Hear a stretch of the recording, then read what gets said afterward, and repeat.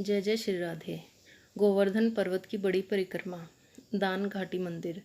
दान घाटी गोवर्धन मंदिर वह स्थान है जहाँ से गोवर्धन पर्वत की परिक्रमा का शुभारंभ होता है।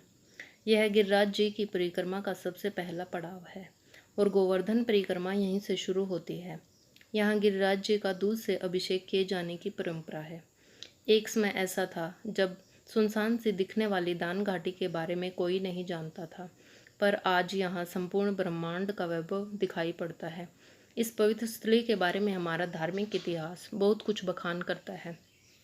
कहते हैं इसी जगह से होते हुए ब्रिज की समस्त गोपियाँ राजा कंस को माखन कर चुकाने जाया करती थी और यहीं पर माखन चोर कान्हा अपने ग्वाल पालों के संग माखन और दही का दान लिया करते थे।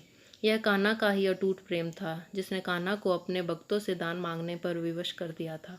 दान लिए जाने की इसी वजह के कारण इसे दान घाटी के नाम से जाना जाता है। दान के लिए कौमुदी ग्रंथ में तो इस सुंदर लीला का वर्णन बहुत विस्तार से किया गया है, क्योंकि यहाँ कान्हा अपने बाल रूप में आते थे, इसलिए इस मंदिर में प्रभु को भोग स्वरूप माखन मिश्री और दूध दिया जाता है। संकर्षण कुंड। गोवर्धन परिक्रमा में आगे चलते हुए अब संकर्षण कुंड के दर्शन होते हैं, जिसके पास में ही दाऊ जी का बहुत प्राचीन मंदिर भी मौजूद है, जिसके बारे में ऐसी मान्यता है कि आज से 5000 वर्ष पहले भगवान श्री कृष्ण के परपौत्र बृजनाभ ने दाऊ जी को विराजमान किया था। संकर्षण भगवान ही दाऊ जी हैं, जिन्हें हम बलराम बालभद्र के नाम से जानते हैं। पुंछरी का लोटा। अब हमारे मार्ग में पड़ेगा पुंछरी का लोटा। नाम थोड़ा अजीब है, पर इसकी कहानी इतनी ही दिलचस्प है। पुंछरी का लोटा को भगवान श्री कृष्ण का सखा कहा जाता है। कहते हैं कि यहाँ पर जो भी व्यक्ति सच्ची श्रद्धा से गोवर्धन पर्वत की परिक्रमा करने के लिए आता है, उसकी हर मनोकामना पूर्ण होती है। यह स्थान भले ही छोटा हो, पर इसका महत्व बहुत अधिक है।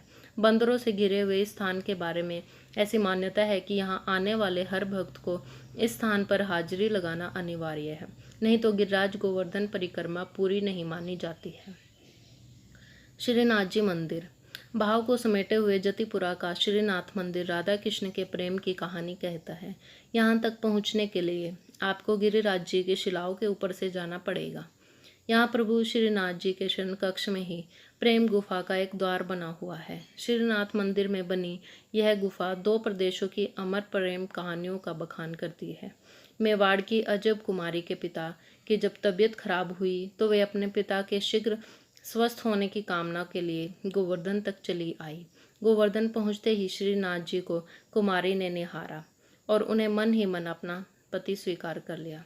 उन्होंने मीरा की भांति ही श्री कृष्ण की आराधना और सेवा में लीन हो गई। अपने भक्तों की भक्ति देख श्री कृष्ण प्रसन्न हो उठे और कुमारी को अपने विराट दर्शन दिए। कुमारी ने प्रभु से नाथ द्वारा चलकर अपने बीमार पिता को दर्शन देने का आग्रह किया, परंतु श्री कृष्ण तो ब्रिजवासियों के प्रेम में बंधे हुए थे, इसलिए उन्होंने ब्रिज के बाहर जाने से मना कर दिया। पर भक्त के वशीभूत भगवान कृष्ण ने रोजाना सोने के लिए ब्रिज में आने की शर्त पर आजू कुमारी का आग्रह स्वीकार कर लिया। जब से मान्यता है कि इस गुफा के रास्ते प्रभु श्री कृष्ण श्रीनाथ चले जाते हैं और नयनों में नींद भरते ही वापस गोवर्धन की ओर लौट आते हैं। इंद्र भान भंग। यह वह स्थान है जहाँ पर देवराज इंद्र अपने ऐरावत हाथी के साथ उतरे थे। जैसा कि इसके नाम से प्रतीत होता है, यह वही स्थान है जहाँ पर इंद्र देव का मान भंग हुआ था। आपको जानकर हैरानी होगी, यहाँ पर ऐरावत हाथी के पद्य चिन्ह अभी तक दिखाई देते हैं। आप इन चिन्हों को मान भंग वाले मंदिर के निकट देख सकते हैं। जतिपुरा मुखारबिंद।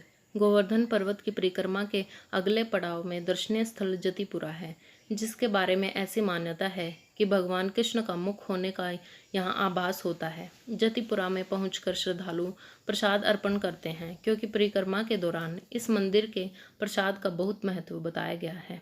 यहाँ पर आपको भगवान गिरिराज जी के मुखारविंद में श्री कृष्ण और उनके बड़े भाई बलराम के मुख के दर्शन होते हैं, इसलिए यहाँ पर 56 भोग लगाए जाने की परंपरा है।